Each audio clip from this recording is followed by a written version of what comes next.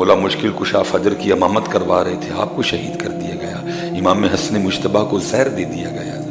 इमाम हुसैन, इमाम अली अकबर, इमाम असगर, हज़रत अब्बास अलमदार, इमाम कासिम, हज़रत अबू बकर बिन अली, अबू बकर बिन उमर, अबू बकर बिन उस्मान, ये हज़रत अली पाक के शहजादों के नाम है। ये भी करबला में लड़े।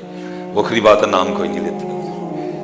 वखरी बात है, नाम सुन्नियों ने वो वाले रंग अपना लिए हैं। वो अगर नाम नहीं लेते, नाम हम भी कोई नहीं लेते। अगर अब्बास अलमदार थे तो उसी जंग में हज़रत उस्मान अलमदार भी थे। उसी जंग में हज़रत अबू बकर बिन अली भी लड़े।